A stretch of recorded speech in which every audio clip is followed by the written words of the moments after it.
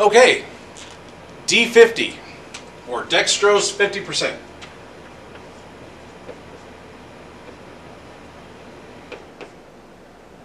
Ah, spelled that horrible wrong.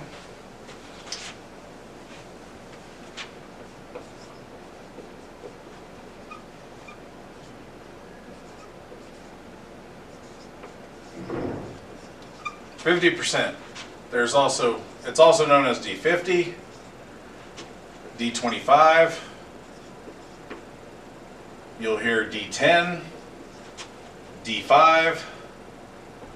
This is all percentages. So you got 50%, 25%, 10%, 5%. Okay?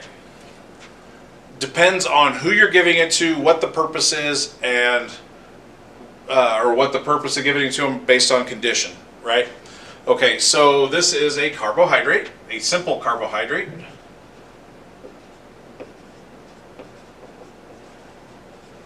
Meaning simple sugar.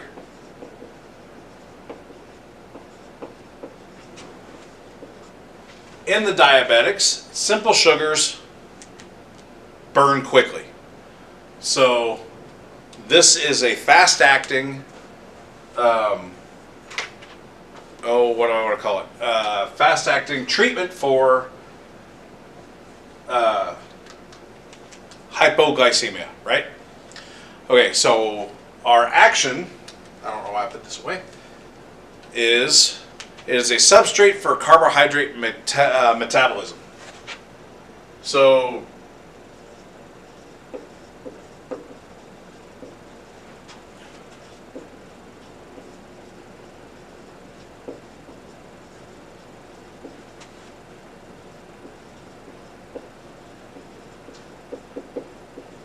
okay, so what does that mean? It raises blood glucose levels.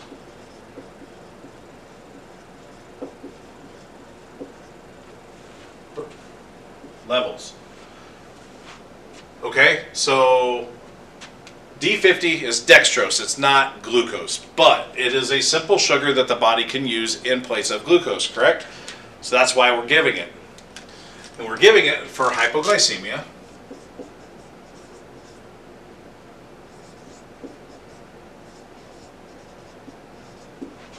Or low blood glucose. Really about the only reason why we're going to give this in the field.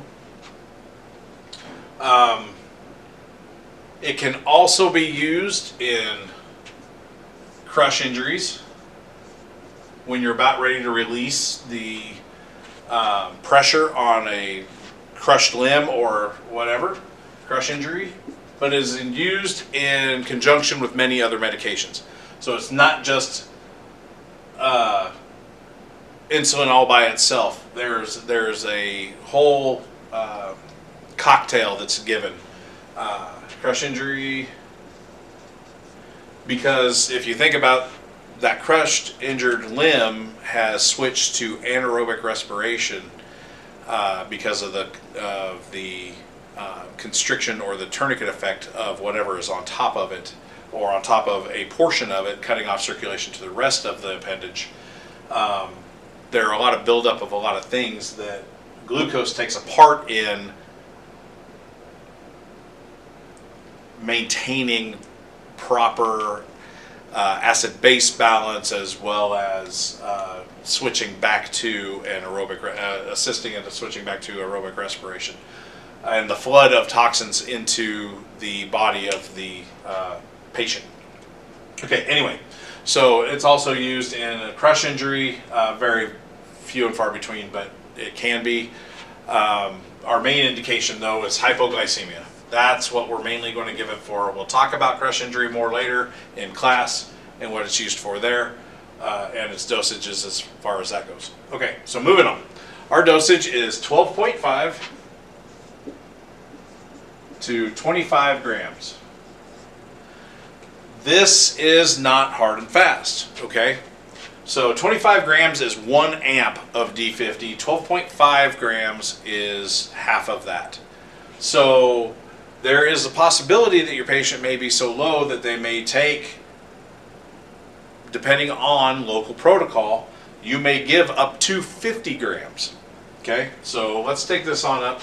Instead of stopping at 12 or 25, we're going to go ahead and change this to 50 grams. There is the possibility of a third if needed. However, in many cases, that is a call-in order and leave it up to medical direction, because we need to know why we're giving it. Now, one of the reasons also, now let's admit there is psychological problems with some people, and they may let it get over, things go over the top, they get ahead of themselves. If they're diabetic, they have a perfect way out with insulin. They can overdose on insulin.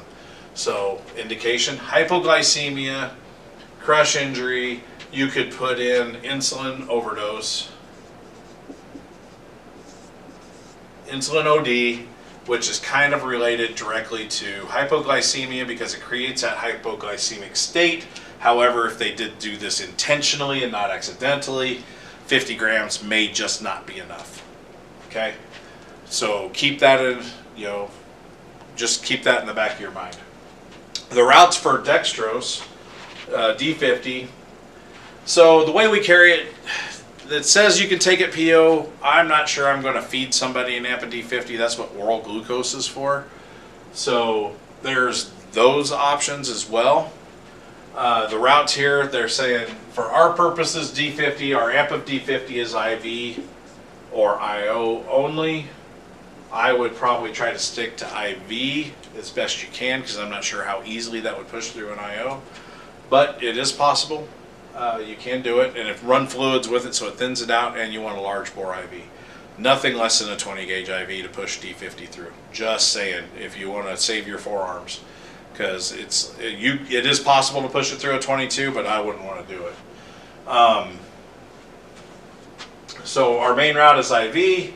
There is PO, again, that is oral glucose, not necessarily dextrose, but it is the jelly, sugary, toothpaste-looking tube that gets everywhere. Only give PO if the patient is able to protect their airway and able to swallow. If they are altered enough that they cannot follow directions, do not give them oral glucose. Again, if they are altered to the point of unable to follow directions, do not give them oral glucose. Go ahead, start that line, and give them give them IV dextrose. Okay. So, what are our adverse effects? Local venous injury, or local venous, or our contraindications. I'm sorry, there are no contraindications for this, other than, well, actually, there are. You're not going to give dextrose to hyperglycemia.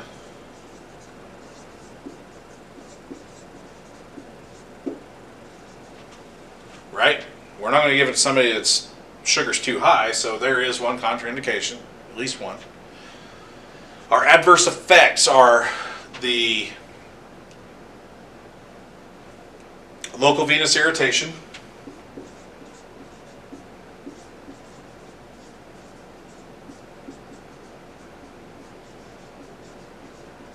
local venous irritation. It is caustic to the vein. This is a very big molecule being pushed through the vein. So it's irritating, and it can cause the vein to blow or infiltrate. So be careful. Don't just try to slam D50, but just a nice even push. Let it go. Let it flow in on it. Don't just try to slam it like you're pushing a Denison. Local venous irritation is common. Tissue injury is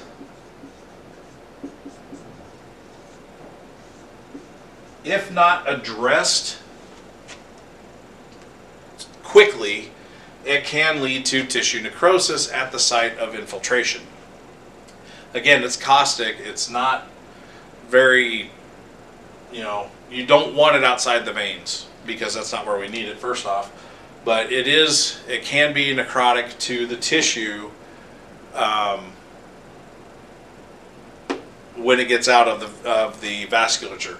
It needs to be treated right away or as soon as possible. Heat packs are some of the best to facilitate mitigation of the injury. Okay, so another thing that to keep in mind is less concentrated solutions. So we're talking about D50, so your D25, D10, D5, they can be equally effective with fewer side effects. However, they take more liquid or more fluid to work to give the same amount. Okay, so if you've got a thing of D25, you'll have to give 2 of those equal 1 amp of D50. So if your patient is so far down that they require 25 grams, you would have to give 50 grams of D50 to, or I'm sorry, not 50 grams. You would have to double your dose of D25 to give D50, and so on, and multiples up. So it just takes more fluid, because what this is the concentration of dextrose in the sterile water that the D50 is in, or the dextrose is mixed in.